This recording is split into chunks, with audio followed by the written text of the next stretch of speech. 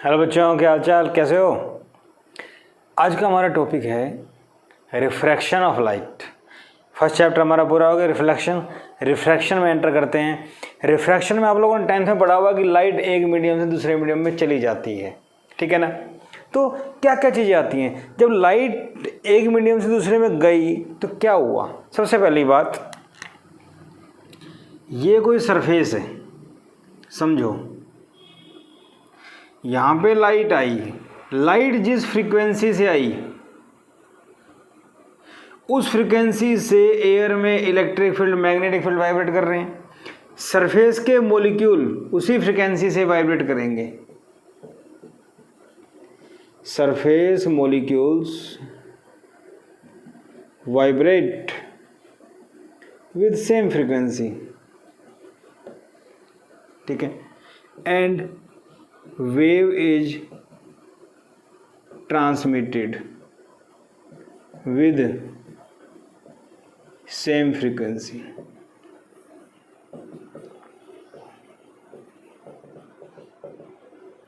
Wave is transmitted with same frequency, तो इसका मतलब फ्रीक्वेंसी चेंज नहीं होती। ये चीज़ नोट करने वाली थी, मैंने शुरू में बता दी। लाइट जब एक मीडियम दूसरे मीडियम में जाती है तो फ्रीक्वेंसी सेम रहती है, ठीक है भाई। तो वेवलेंथ वेलोसिटी साथ क्या होता है, हमें इतना पता 10th में पढ़ा था कि लाइट मुड़ जाती है ना, रेयर से डेंस में जाएगी टुवर्ड्स द नॉर्मल, डेंस से रेयर अवे फ्रॉम नॉर्मल, पढ़ा था हमने।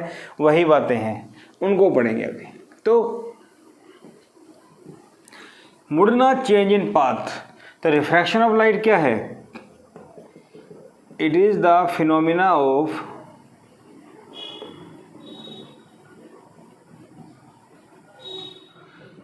change in path of light in going from one medium to other। एक मीडियम दूसरे मीडियम में जाते टाइम लाइट का पाथ चेंज होना, इतनी बात समझ में आती है। लाइट का पाथ चेंज होना, ठीक है भाई। कैसे, ये रेयर मीडियम क्या होता है, डेंसर मीडियम क्या होता है, अभी पढ़ेंगे। उससे पहले थोड़ा पढ़ लेते हैं, 10th में पढ़ा हुआ है हमारा रेयर मीडियम, डेंसर मीडियम। तो लाइट जब रेयर से डेंसर में जाती है, ये जा रही थी इंसिडेंट रे, तो टूवर्ड्स द नॉर्मल मुड़ जाती है, तो आर कम हो गया, I greater than C, I greater than R, I R से ज़्यादा होगा, ठीक है, पता लग गया। ये नॉर्मल है। इस बार मान लो ये डेंसर है और ये आपका रेयर मीडियम है। अगर लाइट डेंसर से रेयर जा रही है तो अवे फ्रॉम नॉर्मल, तो इस बार आर ज़्यादा है, दूर जाई, तो आई लेस देन आर।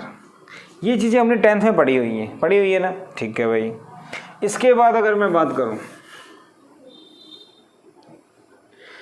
ये नॉर्मल, दोनों साइड मीडियम सेम है, मीडियम 1 मीडियम 1 सेम है। तो अगर कोई लाइट आती है तो किधर मुड़ेगी, नहीं मुड़ेगी, सीधी निकल जाएगी, नो बेंडिंग, लाइट बेंड नहीं होगी, क्योंकि दोनों साइड का मीडियम सेम है। तो दोनों साइड का मीडियम अगर सेम होता है तो लाइट में कोई चेंज नहीं आएगा, सीधी रहेगी। क्लियर, ध्यान रहेगा, ठीक है भाई। अब बात आती है कि रेयर डेंसर मीडियम क्या है भाई। तो हम एक टर्म डिफाइन करते हैं जिसका नाम है optical density.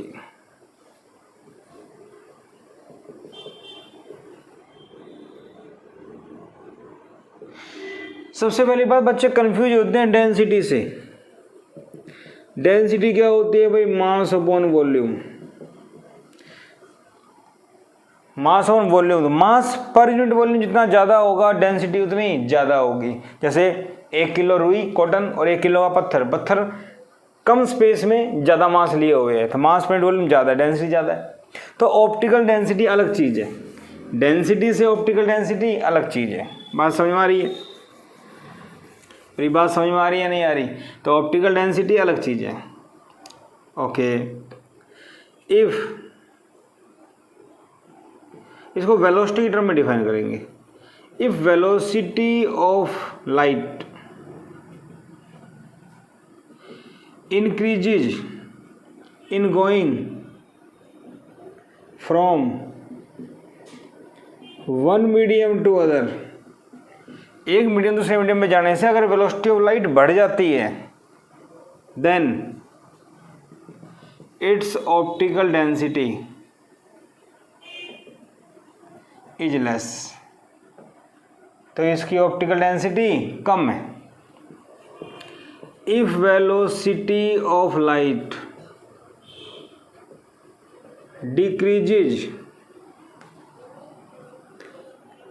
in going from one medium to other, then optical density is high। अब सर ये तो आपने ना डेफिनेशन बता दी यहाँ पे कि वेलोसिटी ज़्यादा होगी तो डेंसिटी कम होगी ऑप्टिकल, और वेलोसिटी कम है तो ऑप्टिकल डेंसिटी ज़्यादा। भाई वेलोसिटी ऑफ लाइट अगर डिक्रीज होती है कम हो जाती है तो ऑप्टिकल डेंसिटी कम है। ये वेलोसिटी ऑफ लाइट इंक्रीज अगर वेलोसिटी ऑफ लाइट बढ़ जाती है तो ऑप्टिकल डेंसिटी कम है, और अगर वेलोसिटी ऑफ लाइट डिक्रीज होती है तो ऑप्टिकल डेंसिटी ज़्यादा है। तो इसको हमने ऐसे डिफाइन कर दिया। ये तो वेलोसिटी के बारे में हो गया। एक्चुअल में क्या है ये बात समझ में? अगर एक मीडियम में जाने से वेलोसिटी बढ़ जाती है, वेलोसिटी बढ़ जाती है ऑप्टिकल डेंसिटी कम है, और वेलोसिटी कम हो जाती है तो वो ज़्यादा है। इतनी बात समझ में आती है। मुझे पता है कि लाइट जब एक मीडियम से दूसरे मीडियम में जाती है तो वेलोसिटी चेंज होती है, तो बढ़ती है या ज़्यादा है या घटती है। आपको पता है वेलोसिटी अगर बढ़ जाती है जिसका मतलब वो रेयर मीडियम है, वेलोसिटी डिक्रीज हो जाती है तो वो डेंसर मीडियम है। क्लियर? तो इतनी बात समझ में आ गई कि लाइट जब एक मीडियम दूसरे मीडियम में जाएगी और वेलोसिटी उसकी बढ़ जाती है तो डेंसिटी कम है, और वेलोसिटी अगर कम हो जाती है तो ज़्यादा है। तो optical density is measured in terms of refractive index. Refractive index n और म्यू, एन भी लिखते हैं म्यू भी लिखते हैं। रिफ्रैक्टिव इंडेक्स की टर्म में ऑप्टिकल डेंसिटी को हम एक्सप्लेन करेंगे। अब बात आती है कि रिफ्रैक्टिव इंडेक्स क्या होता है, वो देखो।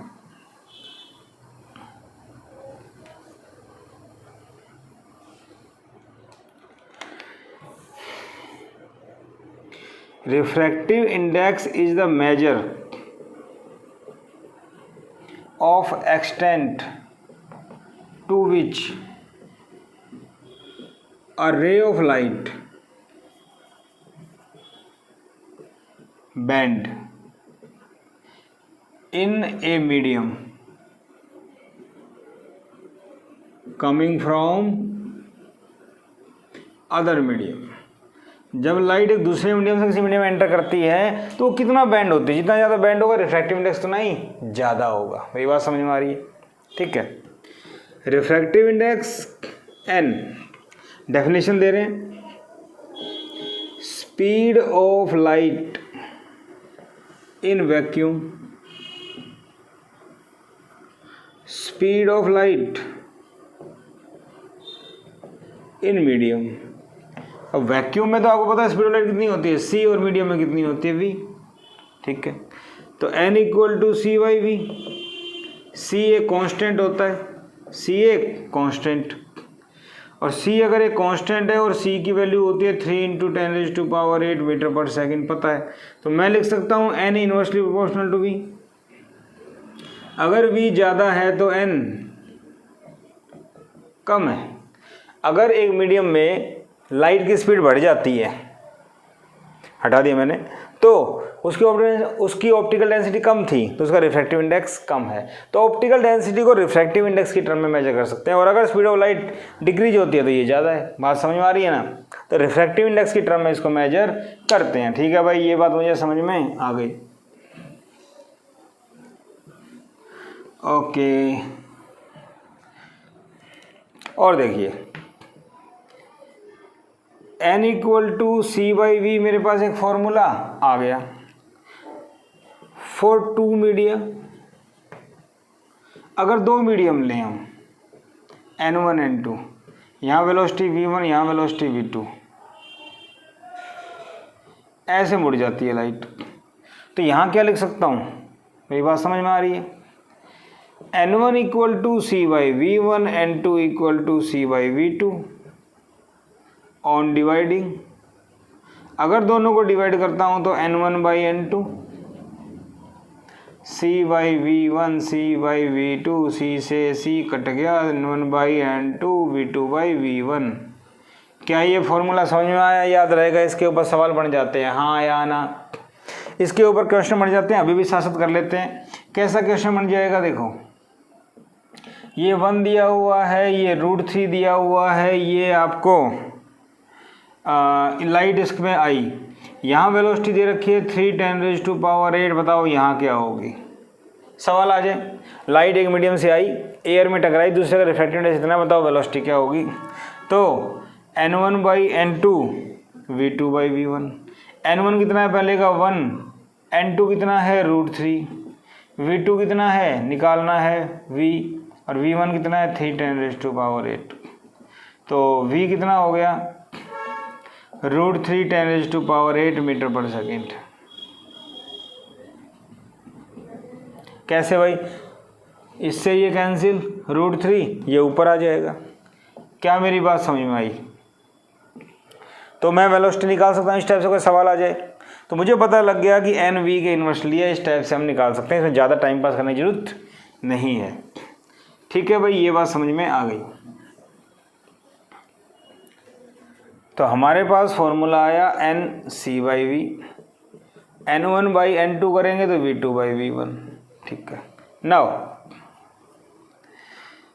सिंस +1 में पढ़ा था हमने, speed equal to nu lambda, this is frequency, this is wavelength. तो ये मुझे पता है, तो मैं क्या लिख सकता हूँ, V1 equal to nu lambda 1, V2 equal to nu lambda 2, क्योंकि मुझे पता है, सबसे पहले यही पढ़ा था, लाइट जब एक मीडियम से दूसरे मीडियम में जाएगी तो फ्रीक्वेंसी चेंज नहीं होती। सो N1 by N2, V2 by V1, V2 क्या है new lambda 2, new lambda 1, new cancel. तो मेरे पास फॉर्मूला आ गया N1 by N2, V2 by V1, lambda 2 by lambda 1। क्या मेरी बात समझ में आई? क्या मैं ये कर सकता हूँ? ठीक है भाई, ये भी समझ में आ गया। तो इसके ऊपर अगर क्वेश्चन देखा जाए, इसका रिफ्रैक्टिव इंडेक्स 1 दिया हुआ है, इसका रिफ्रैक्टिव इंडेक्स √2 दिया हुआ है, यहाँ लाइट की वेवलेंथ है लैम्डा 5000 एंगस्ट्रॉम। तो बताओ यहाँ लैम्डा क्या होगा? ठीक है, तो फॉर्मूला क्या है भाई, N1 by N2, lambda 2 by lambda 1। Inversely है ना, जहाँ 1 है वहाँ 2। तो अगर मैं ऊपर वाले को 1 मानता हूँ तो 1, इसका रिफ्रैक्टिव इंडेक्स √2, लैम्डा 2 निकालना है, लैम्डा 1 कितना है 5000 एंगस्ट्रॉम, रहने दो। तो लैम्डा 2 कितना आ गया, ये ऊपर 5000 एंगस्ट्रॉम बटे में √2। सोल्व कर लेना, जो आएगा आ जाएगा। क्या मेरी बात समझ में आई? तो ऐसा n और लैम्डा में रिलेशन, दो छोटे छोटे सवाल ऑब्जेक्टिव बन जाते हैं नीट वगैरह में। n लैम्डा में रिलेशन, n वेलोसिटी में रिलेशन, और रिफ्रैक्टिव इंडेक्स तो पता ही है आपको। तो ऐसा सवाल आ जाए तो मैं कर सकता हूँ, कोई परेशानी वाली बात नहीं है। और रिफ्रैक्टिव इंडेक्स ही निकालना आ जाए तो देखो एक सवाल,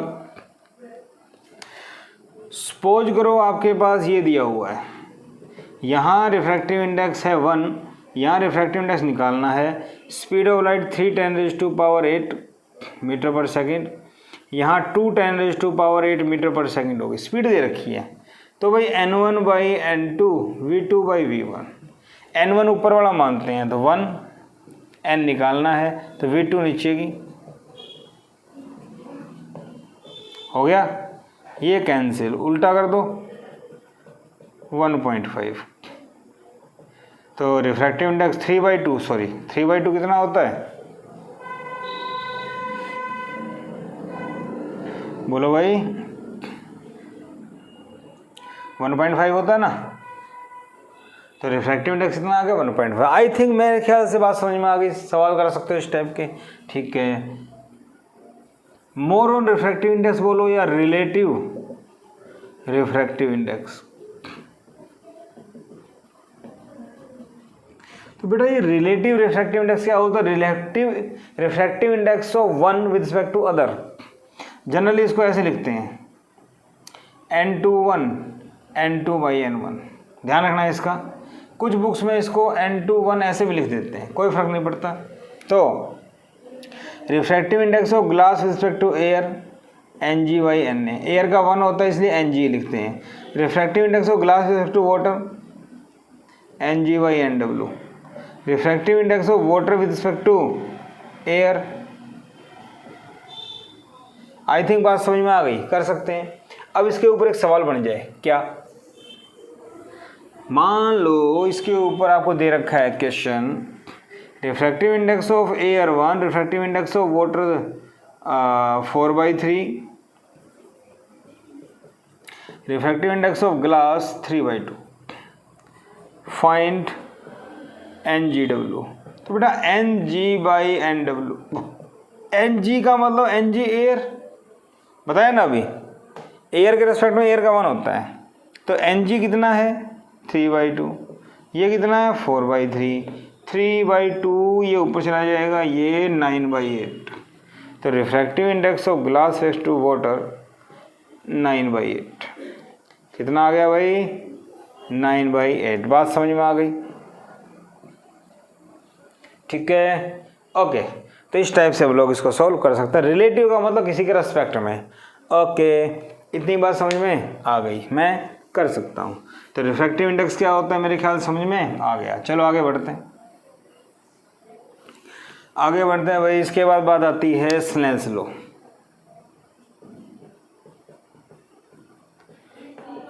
जैसे रिफ्लेक्शन में लॉ ऑफ रिफ्लेक्शन आया था, वैसे यहाँ भी आता है लॉज ऑफ रिफ्रैक्शन, वैसे यहाँ पे आता है। उसी में पहला स्नेल्स लॉ। स्नेल्स लॉ क्या कहता है? जब light medium 1, medium 2, n1 n2,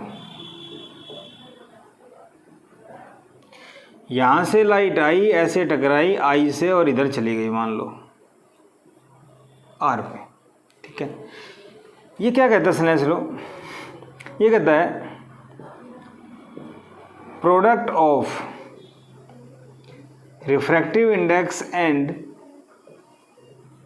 sign of angle of incidence और refraction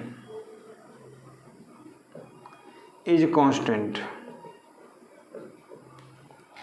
sign of angle of incidence या रिफ्रैक्शन और कोरस्पॉन्डिंग रिफ्रैक्टिव इंडेक्स। कोरस्पॉन्डिंग बोलते ज़्यादा बढ़िया रहेगा। कोरस्पॉन्डिंग का मतलब उसके साथ साथ, जैसे यहाँ n1 sin i equal to, या सिंपल लिखें n sin i equal to constant. Constant का मतलब हमेशा ये मल्टीपल के बराबर रहेगा। यहाँ क्या है n1 sin i, इधर क्या है n2 sin r, ये बराबर रहेगा। यहाँ से अगर मैं निकालूँ तो साइन आई बटे साइन आर n2/n1, ये आपने 10th में पढ़ा होगा, sine I by sine R equal to n, और मैं इसको n21 कर सकता हूँ। जनरली बच्चे कंफ्यूज होते हैं, तो ये लगाओ बेस्ट है, या फिर ये भी कोई दिक्कत नहीं। ध्यान रखना है आई जिस मीडियम में है उसका अपोजिट आएगा। तो आई कहाँ पे है? यहाँ पे दिया हुआ है, तो आई के कॉरस्पॉन्डिंग क्या है? n1। ये नहीं आएगा, दूसरा आएगा, बस आई के सामने दूसरा आएगा। इतनी बात ध्यान रखो, या फिर ये लगाओ, कोई दिक्कत नहीं है, मुझे दोनों अच्छे लगते हैं, ठीक है, हम कर सकते हैं इसको। तो बेटा स्नेल्स लॉ क्या होता है समझ में आ गया, ये कंसेप्ट ध्यान रहेगा। ओके, दूसरा क्या कहता है इसके अंदर? Incident ray, refracted ray and normal lie in same plane. Incident ray, refracted ray and normal lie in same plane, ये सारा सिस्टम एक ही प्लेन में, ये नॉर्मल। इतनी बात मुझे समझ में आ जाती है, ठीक है भाई। स्नेल्स लॉ क्या होता है? फॉर्मूला मैंने पढ़ लिया, समझ में आ गया होगा, नहीं तो अब आ जाएगा। लगाएंगे इसको, लगाएंगे तो समझ में भी आएगा। देखो क्वेश्चंस करते हैं इसके ऊपर, 2-4 समझ में आ जाएगा। ये मान लो इंसिडेंट रे है, एंगल ऑफ इंसिडेंस है 30 डिग्री, ये रिफ्रैक्टिव इंडेक्स 1 है, ये रिफ्रैक्टिव इंडेक्स है √2, ये रे चली गई इधर, R बताओ कितना होगा। तो लगाओ रूल क्या कहता है, sine of angle N1 sine I, N2 sine R। पहले का रिफ्रैक्टिव इंडेक्स 1 साइन 30, दूसरे का √2 साइन R। साइन 30 कितना होता है 1/2, ये कितना होता है √2, ये कितना है साइन R। ये नीचे ले आओ, sine R equal to 1/2 √2, R equal to sine inverse 1/2 √2। I think बात समझ में आ गई, आंसर आ गया मेरा, ठीक है। और देखो कुछ नहीं है, बहुत ही आसान सी चीज़ें हैं। ये नॉर्मल, ये इंसिडेंट रे आई दिया हुआ है 60, ये इधर मुड़ गई, ये दिया हुआ है 30, ठीक है। और इसका रिफ्रैक्टिव इंडेक्स √3, ये बताओ कितना होगा। मान लो ये सवाल आ जाए तो यहाँ क्या करें, sign 60 corresponding N1, sign 30 corresponding √3, तो N1 साइन 60 √3/2, √3 1/2, ये इससे कैंसिल, ये इससे कैंसिल, N1 कितना आ गया 1। क्या मेरी बात समझ में आई? जस्ट यूज कैसे करना है वो सिखा रहा हूँ आपको, मेरे ख्याल से समझ में आ गया होगा लगाना कैसे है। ये रिफ्रैक्टिव इंडेक्स एंगल, ये रिफ्रैक्टिव इंडेक्स एंगल, सॉल्व करो, बात समझ में आ गई, ठीक है। बेसिक इलस्ट्रेशंस, क्योंकि हम रिफ्रैक्शन पढ़ रहे हैं क्या, समझने की कोशिश कर रहे हैं, अप्लाई करना आ गया होगा आई थिंक। ओके, अब देखो एक कंसेप्ट है इसके पीछे, क्वेश्चन भी है कंसेप्ट भी है। सपोज करो इस टाइप से आपके पास ना दो सरफेस हैं, यहाँ पे एक रे ऑफ लाइट आई एंगल पे, यहाँ पे गिरेगी, ये R एंगल, ये भी R, यहाँ ये चली गई, ये N1, ये N1, ये N2।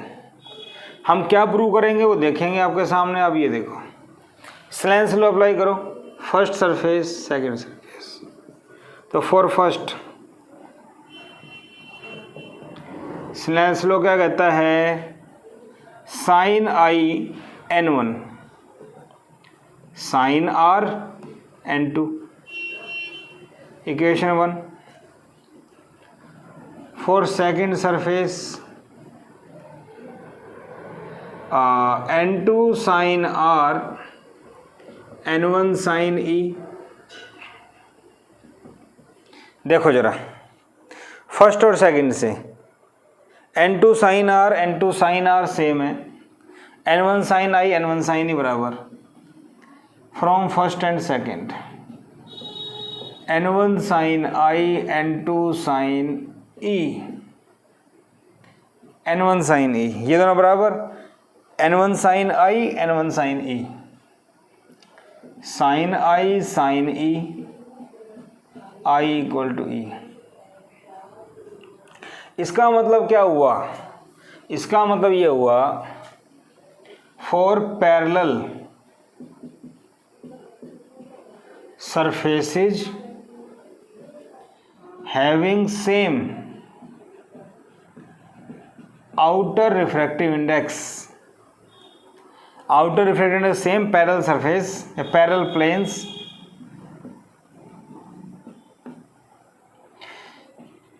angle of incidence and angle of emergence is same. Incidence और इमरजेंस का एंगल क्या होगा बेटा, सेम, ठीक है भाई। ये कंसेप्ट था, ध्यान रखना, इसके ऊपर डायरेक्ट क्वेश्चन आते हैं। कंसेप्ट याद रहेगा तो हमें सॉल्व नहीं करना पड़ेगा, हम सीधा बता देंगे। चलो एक अच्छा सा क्वेश्चन देखते हैं। मान लो ये मेरे पास एक स्फेरिकल वाटर ड्रॉपलेट है, मान लो, तो ये इसका नॉर्मल हो गया, ऐसे सेंटर हो गया। यहाँ एक रे इंसिडेंट करती है 30 डिग्री पे, ठीक है। Find R and angle of emergence. देखो भाई, ये ऐसे जा रही थी, रेयर से डेंसर जाएगी तो अवे फ्रॉम नॉर्मल, ये सेंटर है तो ये इसका नॉर्मल हो गया। बात समझ में आ गई? ठीक है। अब डेंसर से रेयर जाएगी तो डेंसर से रेयर अवे फ्रॉम नॉर्मल। ठीक है, ई आर, ये बात समझ में आती है? अरे हाँ या ना? ठीक है। अब जरा ये देखो, आइसोसेल्स ट्रायंगल है, ये रेडियस आर तो ये भी रेडियस आर, तो ये एंगल आर है तो ये भी एंगल आर होगा। आइसोसेल्स ट्रायंगल है A B O, triangle A B O isosceles triangle, so angle बराबर। ठीक है। यूजिंग स्नेल्स लॉ, यहां लगाओ पहले, आउटर रिफ्रैक्टिव इंडेक्स n1 और n इक्वल टू 1, तो 1 sine 30 n sine r first, यहाँ लगाओ। Also n sine r 1 sine e,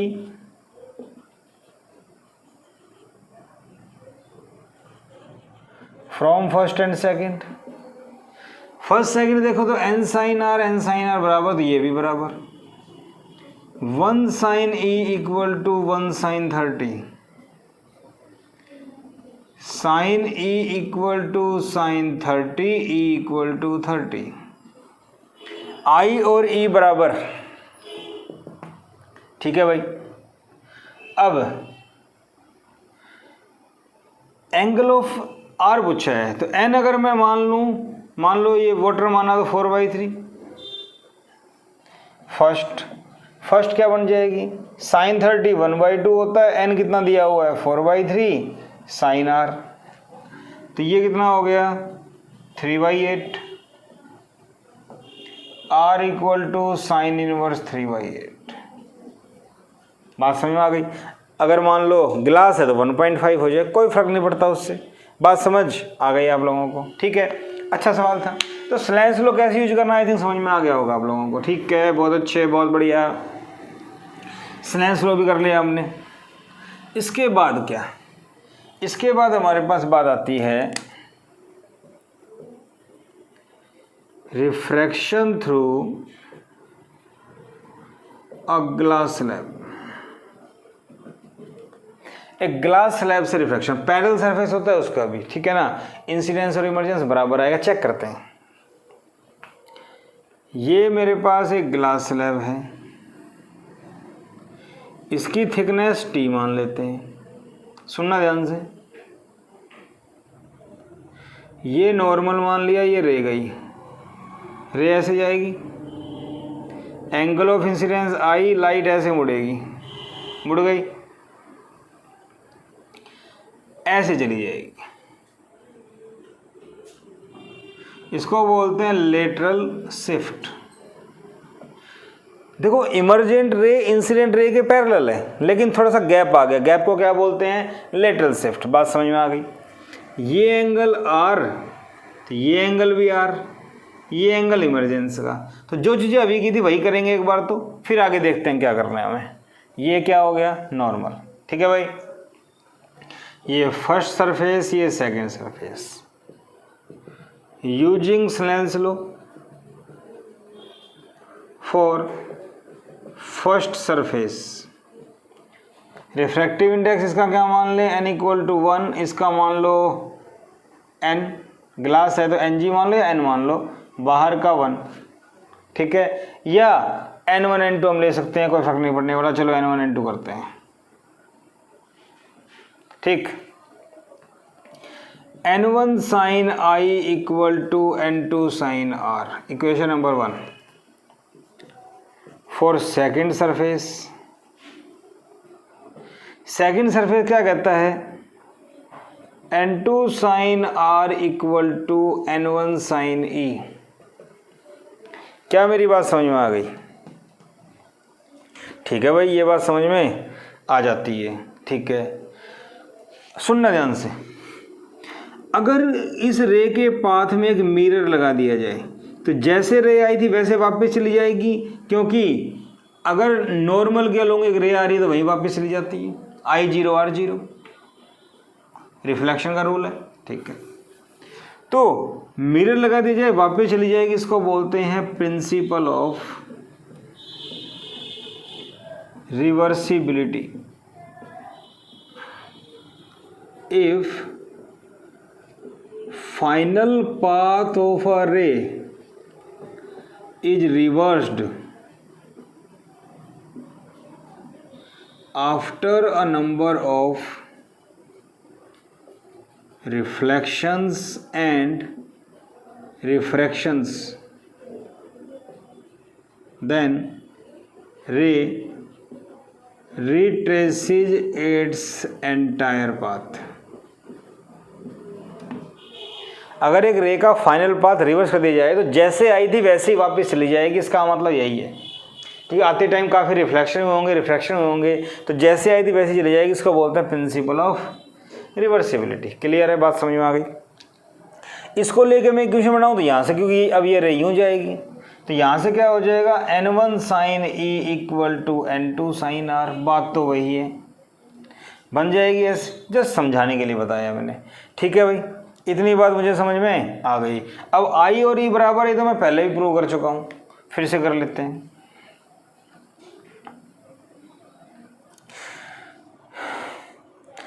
N1 sin I, अभी थर्ड इक्वेशन मेरे पास आई थी, N1 sin E equal to N2 sin R आई थी ना। तो यहाँ से देखो, फर्स्ट और थर्ड कंपेयर करो। Compare equation first and third, right hand side दोनों की same. N1 sin I equal to N1 sin E, I equal to E। हो गया प्रूव, जो अभी प्रूव किया था पैरेलल सरफेस के लिए। इसमें कोई दिक्कत नहीं है, ये मैं कर सकता हूँ। वही बातें जो अभी की थी, नया कुछ नहीं है। प्रैक्टिस करो, आपको फ्लो आना चाहिए। आपको ये चीज़ समझनी है, करके देखो, आपको खुद से करनी आनी चाहिए। हाँ भाई ये ऐसे हुआ, ठीक है ना, प्रैक्टिस। सिर्फ ये देखो हाँ भाई ये ऐसे होकर रट लिया, कोई फ़ायदा नहीं है, समझो इसको। अब हमें निकालना है भाई लेटरल शिफ्ट। लेटरल शिफ्ट क्या होता है, इन दोनों में परपेंडिकुलर डिस्टेंस कितनी है। तो मान लो मैं यहाँ से परपेंडिकुलर डालता हूँ, डाल दिया। ये क्या है, ये एक्चुअल पाथ था रे का, ये इधर मुड़ी, तो ये क्या कहलाएगा, डेविएशन। क्या कहलाएगा, डेविएशन। डेल्टा क्या है, एंगल ऑफ डेविएशन।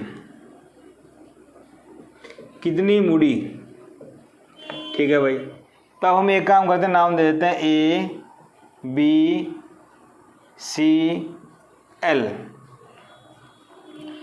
तो in triangle A B C triangle में मुझे बी सी निकालना है। बी सी को क्या बोलेंगे, लेटरल शिफ्ट। ठीक है, तो बी सी बटे में ए बी, ऐसे लूँगा मैं, B C divide by A B. In triangle A B C मैंने लिख दिया। तो देखो भाई, ये एंगल डेल्टा, ये एंगल 90, तो base perpendicular, B C perpendicular, A B hypo, perpendicular upon hypo sine delta. तो B C equal to A B sine delta. Equation number 1 मान लूँ। अब मुझे ए बी निकालना है। ए बी कैसे आएगा, in triangle A L B. सुनना ध्यान से, ये टी दिया हुआ है, ये टी दिया हुआ है, ए बी निकालना है। तो ये एंगल आर, ये 90 बेस, तो ए एल बटे A B, base upon hypo cos R, R है ना, ठीक है। मुझे निकालना है ए बी, तो ए बी क्या आएगा, ए बी ऊपर कॉस आर नीचे। ए एल कितना है, टी। अरे यार ए एल कितना है, टी। तो फर्स्ट क्या बन जाएगी, B C equal to T upon cos R sine delta. आ गई बात समझ में? ठीक है भाई, ये बात मुझे समझ में आ गई। डायग्राम आपके सामने है, ठीक है। यहाँ जरा देखो, B C equal to T upon में cos R sine I minus R, lateral shift. ये कैसे कर दिया, देखो यहाँ पे क्या था मेरे पास आई, ये सीधी जा रही थी तो आर प्लस डेल्टा आई के बराबर होना चाहिए, हाँ या ना। आई सीधी थी, इधर मुड़ी तो आर कम है, कितना कम है, डेल्टा, तो R plus delta equal to I. तो यहाँ से डेल्टा क्या हो गया, आई माइनस आर, ये मैंने पुट कर दिया। This is lateral shift. अब यहाँ पे आई आर गिवन हो, टी गिवन, तो आप लेटरल शिफ्ट निकाल सकते हो। Just basic value based question आते हैं, कोई खास बात नहीं है, तो मैं नहीं करवा रहा। ये चीज़ समझ में आनी चाहिए, जनरली बोर्ड एग्जाम में भी डेरिवेशन पूछ लेते हैं। तो बेटा आज का लेक्चर बहुत ही सिंपल बेसिक था। रिफ्रैक्शन होता क्या है, बेसिक कंसेप्ट सीखे हमने, अच्छे से पढ़िएगा, रिपीट कीजिएगा नहीं आए तो, और नहीं तो मेरे को मैसेज कर सकते हैं आप, कुछ भी डाउट हो अच्छे से बता दिया जाएगा आपको। तो बहुत ही सिंपल इंट्रोडक्टरी लेक्चर था, 10th के कंसेप्ट भी यूज हुए, बताया गया था 10th में हमने क्या पढ़ा था। तो अच्छे से पढ़िए, वीडियो लाइक कीजिए, सब्सक्राइब कीजिए और शेयर कीजिए और बेल आइकन दबाइए ताकि आपको नेक्स्ट लेक्चर मिलता रहे। Thank you.